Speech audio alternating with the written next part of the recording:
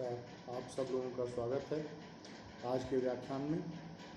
तो आज के अध्ययन के क्रम में हमारे एक पंक्ति आती है, योग्यता वीप्सा पदार्थान अतिवृत्ति सादृश्यान यथार्था। इससे पूर्व हम अनुविष्णु तक प्रयोग सिद्ध कर चुके हैं। उसके बाद ये पंक्ति आती है कि योग्यता वीप्सा पदार्थान अतिवृत्ति सादृश्यानि यथार्था। तो अव्ययम विभक्ति समीप समृद्धि वृद्ध्यर्था भावात्या संप्रति शब्द प्रादुर्भाव पश्चात यथानुपूर्व योग पद्य सादृश्य संपत्ति साकल्याण वचनेषु, यह जो अव्ययी भाव समास का विधायक सूत्र है, इसमें जो यथा आता है तो उस यथा के चार अर्थ हैं। उस यथा के चार अर्थ हैं। तो उसके क्या क्या अर्थ हैं? तो योग्यता, उसके बाद उसका एक अर्थ है विप्सा, उसके बाद उसका एक अर्थ है किसी पदार्थ वस्तु का उल्लंघन न होना, और सादृश्य। तो योग्यता विप्सा पदार्थान अतिवृत्ति सादृश्यानि यथार्था, ये जो हैं अव्ययी भाव समास में समास का जो विधायक सूत्र है अव्ययम विभक्ति, उसमें जो यथा शब्द जो पठित है उस यथा के यह चार अर्थ हैं, और इन चार अर्थों में भी अव्ययी भाव समास होगा। तो इसमें जो है योग्यता, तो योग्य अर्थ में जो समास है उसका उदाहरण है रूपस्य योग्यम अनुरूपम। रूपस्य योग्यम अनुरूपम, यह समास जो है यह योग्यता अर्थ में है। तो इसमें रूपस्य अनु, यह जो है इसका लौकिक विग्रह होगा, और यह जो अनु है यह किस अर्थ में विद्यमान है? तो योग्य अर्थ में विद्यमान है। और यह वह योग्य किसका अर्थ है? तो वह यथा का अर्थ है। तो यथा के जो चार अर्थ थे उसमें एक अर्थ था योग्यता या योग्य, तो उस अर्थ में ही यहाँ अनु इसका समास हो रहा है रूप के साथ। तो लौकिक विग्रह था इसका रूपस्य अनु, और अलौकिक विग्रह है रूप नस अनु। इस दशा में अव्ययम विभक्ति समीप समृद्धि जो इत्यादि सूत्र हैं, इससे अव्ययी भाव समास हो जाएगा। जो अनु अव्यय है उसका रूपस्य के साथ समास हो जाएगा। समासत्वा कृतद्धित समासाश्च से इसकी प्रातिपदिक संज्ञा हो जाएगी, और प्रातिपदिक संज्ञा होने के उपरांत सुपो धातु प्रातिपदिकों से जो रूपस्य में जो षष्ठी जो गण विभक्ति है उसका लोप हो जाएगा। तो लोप हो जाने के बाद, समास होने के बाद जो स्थिति हमारे सामने आती है वह फिर क्या आती है? रूप अनु। समास होने के बाद और विभक्ति का लोप हो जाने के बाद रूप अनु, यह स्थिति हमारे सामने रहती है।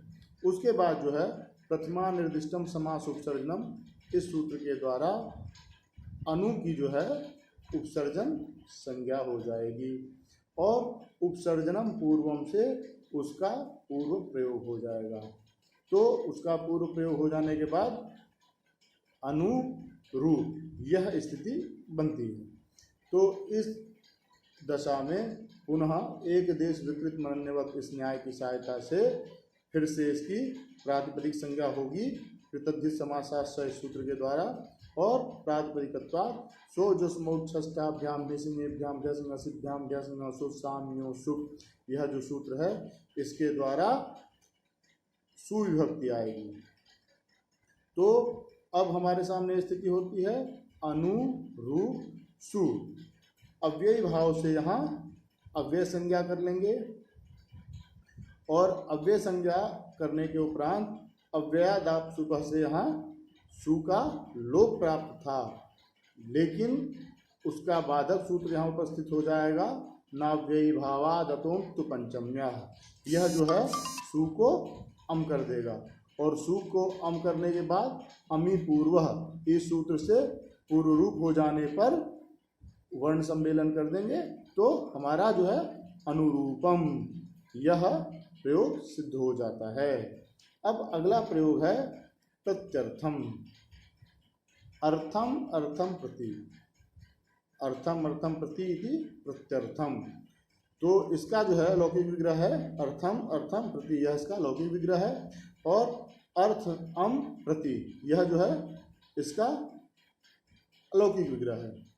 तो इस दशा में अव्ययम विभक्ति इस सूत्र के द्वारा जो है समास हो जाएगा, और समास होने के बाद इसकी कृतद्धि समासाश्च से प्रातिपदिक संज्ञा हो जाएगी, और प्रातिपदिकत्वात् फिर पुनः सुपो धातु प्रातिपदिकों से विभक्ति का लोप हो जाएगा, और लोप हो जाने के बाद अब समास हो जाने के बाद अब क्या स्थिति होती है, तो अर्थ प्रति, विभक्ति का जब लोप हो जाता है तो हमारे सामने जो है स्थिति बनती है वह है अर्थ और प्रति।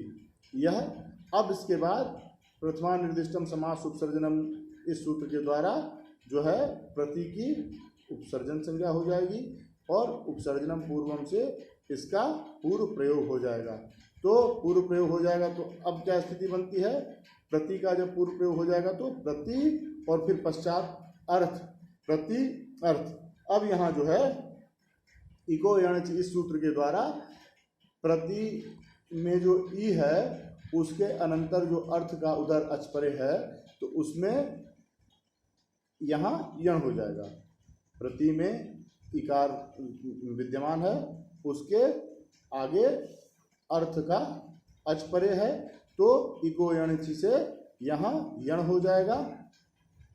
तो यण हो गया तो प्रत्यर्थ यह सिद्ध हो गया, और प्रत्यर्थ सिद्ध हो जाने के बाद फिर पुनः एक देश विकृत मनन्यवत इस न्याय की सहायता से इसका फिर से प्रातिपदिक संज्ञा, और प्रातिपदिक संज्ञा उसी कृतद्धि समासशास्त्र सूत्र से, और प्रातिपदिक संज्ञा होने के बाद स्वजस्मौत इसी सूत्र से पुनः यहाँ सुविभक्ति, और उसके बाद अव्यादाप सुपा से अव्ययी भावश्च से फिर इसकी अव्यय संज्ञा हुई, और अव्ययत्वाद जो है कि अव्यादाप सुपा से यहाँ फिर विभक्ति का लोप प्राप्त रहा, उसको बांध लिया नाव्ययी भावाद अतोम तो पंचम्या है इस सूत्र ने, और सु को कर दिया अमादेश। तो प्रत्यर्थ था, अब उधर जो सु था उसको अमादेश हो गया, प्रत्यर्थ अम। हमारे सामने अब जो स्थिति आती है वह क्या होती है, सु को अमादेश हो चुका है तो इसलिए प्रत्यर्थ अम। अब जो है अमी पूर्व से अम प्रत्यर्थ के बाद जो अम है उस जो अ है उसका पूर्व रूप हो जाता है, तो मिल जाता है प्रत्यर्थम। यह प्रयोग जो है सिद्ध हो जाता है। अब अगला प्रयोग है यथाशक्ति। इसका जो है कि लौकिक विग्रह है शक्तिम यथा या शक्तिम अनतिक्रम्य इति यथाशक्ति। अपनी शक्ति का अतिक्रमण न करके, इस अर्थ में जो वर्तमान यथा है शब्द उसका अर्थ यहाँ क्या है, अनतिक्रम्य अर्थ में है। तो शक्तिम यथा यह जो है इसका लौकिक विग्रह है, और शक्ति अम यथा यह इसका अलौकिक विग्रह है।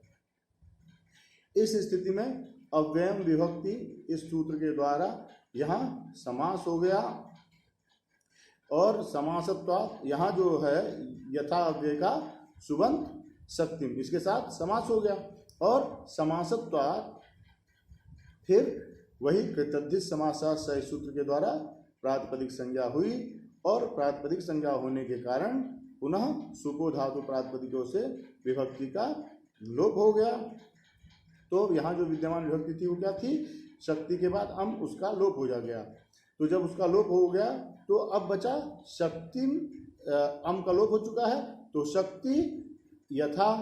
अब यहाँ यथा का प्रथमा निर्दिष्टम समास उपसर्जनम के द्वारा यहाँ इसकी उपसर्जन संज्ञा हो जाएगी, और उपसर्जन संज्ञा होने के बाद उपसर्जनम पूर्वम से इसका पूर्व प्रयोग हो जाएगा, और पूर्व प्रयोग हो जाने के बाद क्या स्थिति बनती है, अब यथा जो है शक्ति के पूर्व में विद्यमान रहेगा। तो यथा और शक्ति, तो हमारे सामने क्या प्रयोग सिद्ध हुआ, यथा शक्ति आया। अब इसके बाद विभक्ति कार्य करेंगे, तो जब यथा शक्ति हो गया फिर एक देश विकृत मनन्यवत इस न्याय के द्वारा फिर पुनः इसकी प्रातिपदिक संज्ञा करेंगे, और प्रातिपदिकत्वात् प्रातिपदिक संज्ञा यहाँ उसी सूत्र से कृतद्धि समासशास्त्र से समास होने के कारण फिर से इसकी प्रातिपदिक संज्ञा होगी, और कृतद्धि समासशास्त्र से ही होगी। तो कृतद्धि समासशास्त्र से इसकी प्रातिपदिक संज्ञा हो गई, और प्रातिपदिक संज्ञा होने के बाद सौजसमोट इस सूत्र के द्वारा सुप की उत्पत्ति हो गई। तो यथाशक्ति सु और अव्ययी भावस्य से यहाँ अव्यय संज्ञा और अव्यादात सुपः से यहाँ जो विभक्ति सुप या सु है, सुप के रूप में जो विद्यमान सु है उसका लोप हो गया। तो प्रयोग हमारा सिद्ध हो गया यथाशक्ति।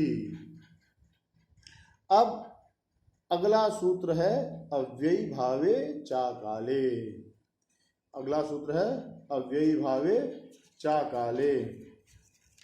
यह कह रहा है कि सहस्य सह स्यात् अव्ययी भावे न तु काले। सह को स आदेश होता है अव्ययी भाव समास में, न तु काले कालवाची शब्द यदि परे न हो तो। अव्ययी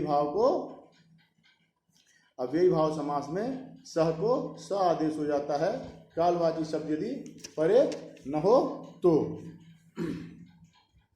अब देखिए इसके बाद हमारा प्रयोग आता है हरे सादृश्यम सहरी। हरे सादृश्यम सहरी।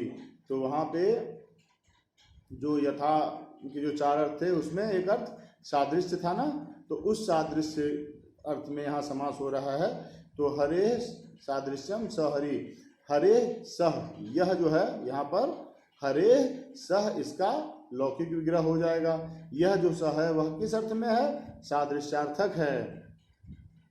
तो यह जो सह यह सादृश्यार्थक है, हरे सह यह लौकिक विग्रह हुआ। और हरि नस सह यह इसका अलौकिक विग्रह हुआ। इस स्थिति में अव्ययम विभक्ति समीप समृद्धि इत्यादि जो सूत्र है इसके द्वारा अव्ययी भाव समास हुआ। अव्ययी भाव समास हो गया। समास होने के कारण कृतद्धित समासाश्च से प्रातिपदिक संज्ञा हो गई और प्रातिपदिक संज्ञा होने के उपरांत जो है कि सुको धातु प्रातिपदिकयोः इस सूत्र के द्वारा विभक्ति का लोप हो गया। तो हरि सह यह स्थिति बनी। हरि नस सह यह था। जब विभक्ति का लोप समास होने के बाद जब विभक्ति का लोप हो गया तो हरि सह यह स्थिति बचती है। अब जो है यहाँ पर भी प्रथमा निर्दिष्टम समास उपसर्जनम के द्वारा सह की जो है उपसर्जन संज्ञा हो जाएगी और उपसर्जनम पूर्वम के द्वारा इसका जो है पूर्व प्रयोग हो जाएगा। तो सह हरि और अव्ययी भावे चाकाले से सह को जो है स आदेश हो गया। स हरि सह हरि यह दशा थी। सह के जो हकार को सह इसको स आदेश हो गया। तो अब स हरि इस स्थिति में फिर एक देश विकृत मरण्यवत इस न्याय की सहायता से कृतद्धित समासाश्च से इसकी प्रातिपदिक संज्ञा करेंगे और प्रातिपदिकत्वात् जो है कि सुविभक्ति आएगी और सुविभक्ति आ जाएगी। यहाँ जो है कि अव्ययी भावस्य से इसकी अव्यय संज्ञा होती है और अव्यादाप सुपः से इसका सुप का जो है लोप हो जाता है।